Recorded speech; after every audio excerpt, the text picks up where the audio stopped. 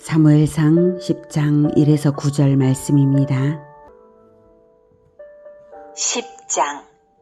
이에 사무엘이 기름병을 가져다가 사울의 머리에 붓고 입맞추며 이르되, 여호와께서 내게 기름을 부으사 그의 기업의 지도자로 삼지 아니하셨느냐?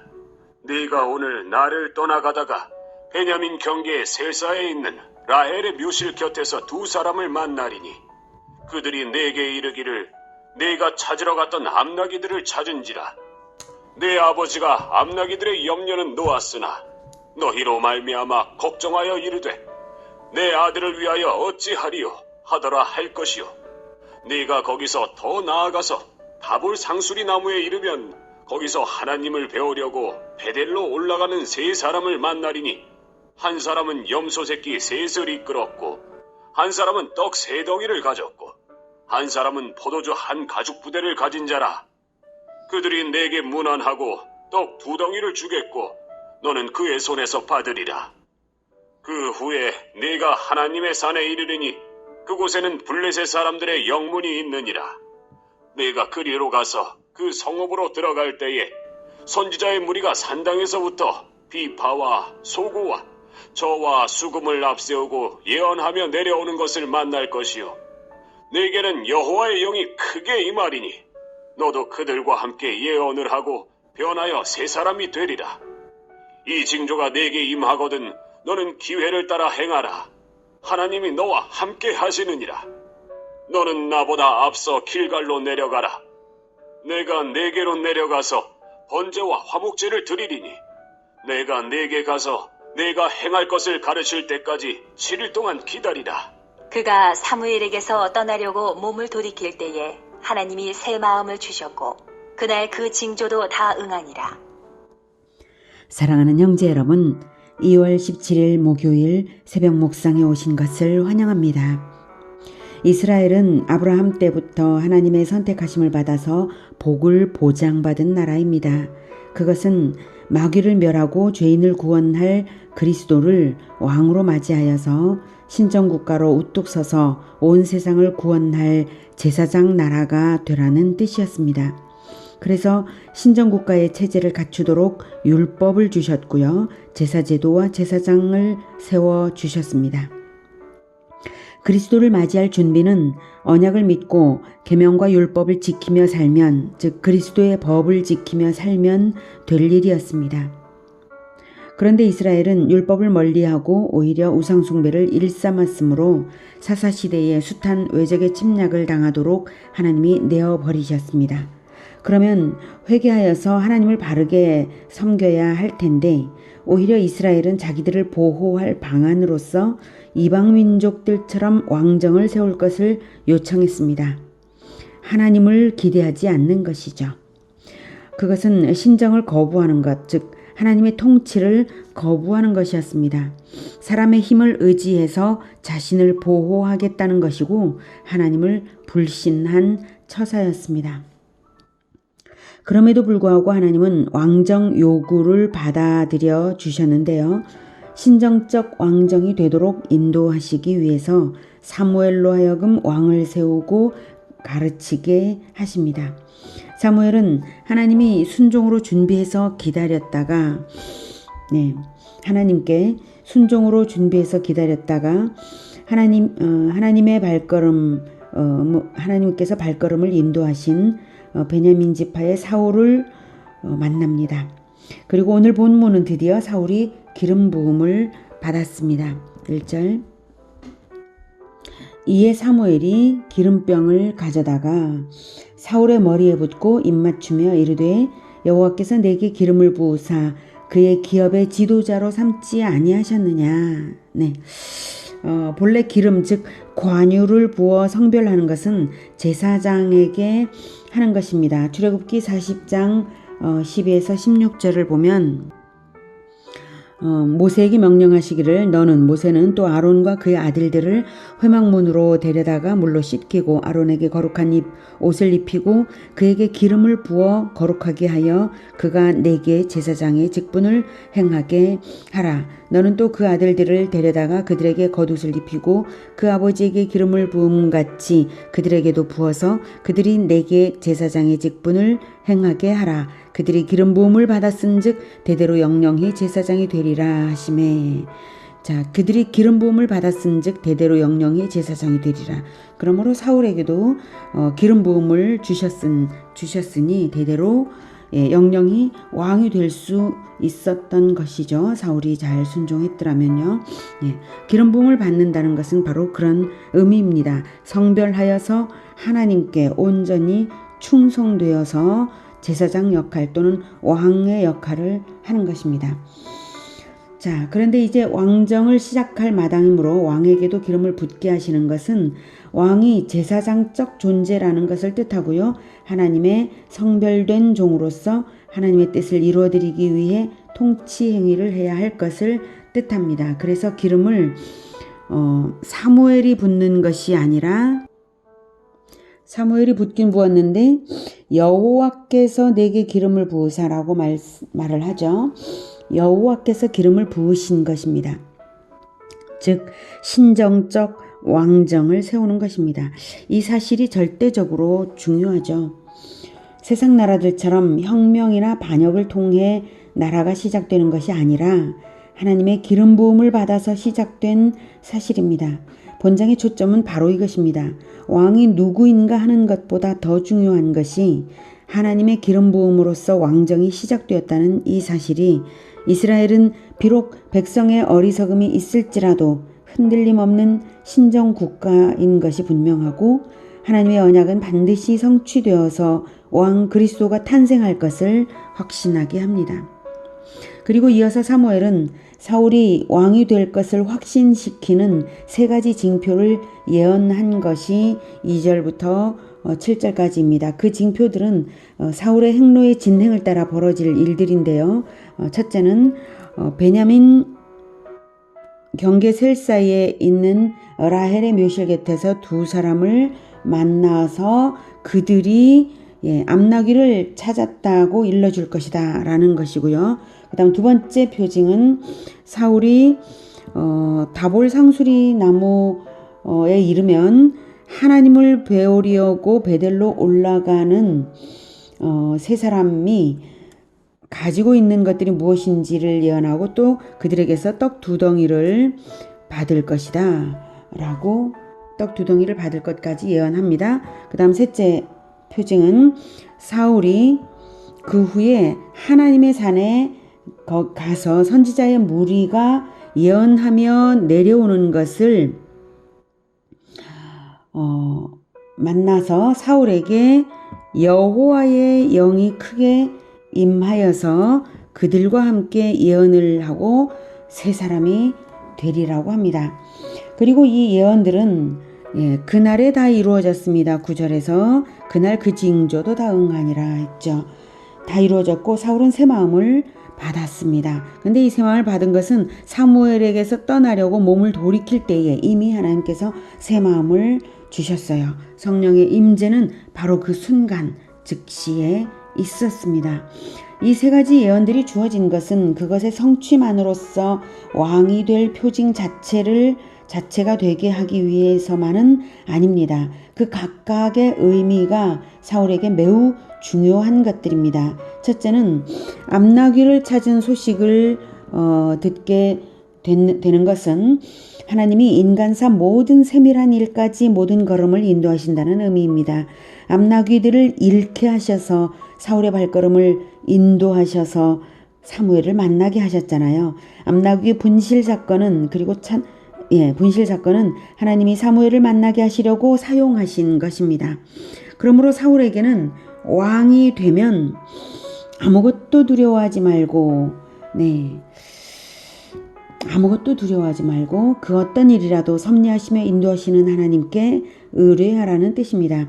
둘째로 하나님을 뵙기 위해 가는 사람들에게서 떡을 받는 것은 하나님과의 교제가 중요하다는 뜻입니다. 신정적 왕정이므로 하나님과 교제가 없으면 절대로 안 되거든요. 떡을 받는다는 것은 교제를 의미합니다. 요한계시록 3장 22절에는 예수님께서 하신 말씀이죠. 볼지어다 내가 문 밖에 서서 두드리노니 누구든지 내 음성을 듣고 문을 열면 내가 그에게로 들어가 그와 더불어 먹고 그는 나와 더불어 먹으리라. 이렇게 떡을 나누는 것은 교제입니다. 음성을 듣고 문을 열어서 맞이하고 대화를 할 것이고 떡을 나누면서 먹는 것입니다.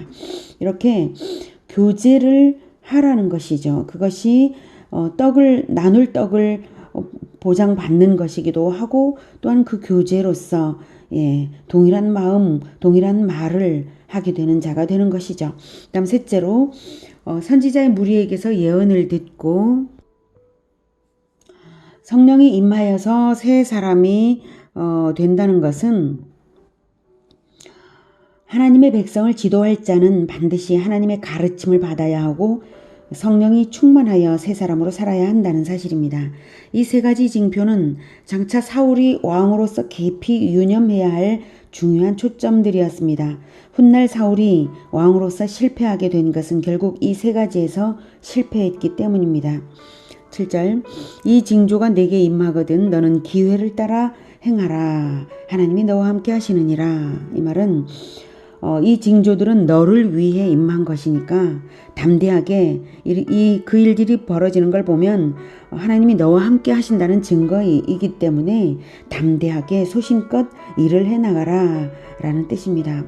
8절 너는 나보다 앞서 길갈로 내려가라. 길갈에서 이제 왕의 즉위식을 하게 될 것입니다. 그래서 내가 내게로 내려가서 번제와 화목제를 드리리니 내가 내게 가서 내가 행할 것을 가르칠 때까지 7일 동안 기다리라. 사무엘은 공식적으로 왕을 임명하고 왕정을 출발시키기 위해서 번제와 화목제를 준비할 것입니다. 그래서 사울을 먼저 보내면서 가르침을 받을 것을 사모하며 7일을 기다리라고 합니다. 왕으로서의 마음의 준비를 시키는 것이고 반드시 제사로서 하나님께 올려드림으로써 출발해야 할 것이기 때문입니다. 번제와 화목제를 드리는 것은 번제는 헌신을 의미하므로 왕이 하나님께 대한 헌신으로서 통치할 것이고 화목제는 하나님과 백성 사이에 화목의 중보자가 된다는 의미입니다. 9절 그가 사무엘에게서 떠나려고 몸을 돌이킬 때에 하나님이 새 마음을 주셨고 그날 그 징조도 다 응하니라. 자, 그러니 이렇게 그 징조가 다 응하는 것을 보고 사울이 어떻게 해야 되겠습니까? 하나님께서 나와 함께 하시는구나 하고 확신하고 하나님의 뜻을 섬겨드리려는 목적으로 살되 소신껏 살면 되는 것입니다. 신정적 왕정의 첫 왕이 되는 사울에게 주신 가르침을 가만히 생각해 보십시오. 그리고 하나님께서 우리에게 주신 사명과 지위를 생각해 보십시오. 우리에게도 왕적인 제사장의 직위를 주지 않았습니까?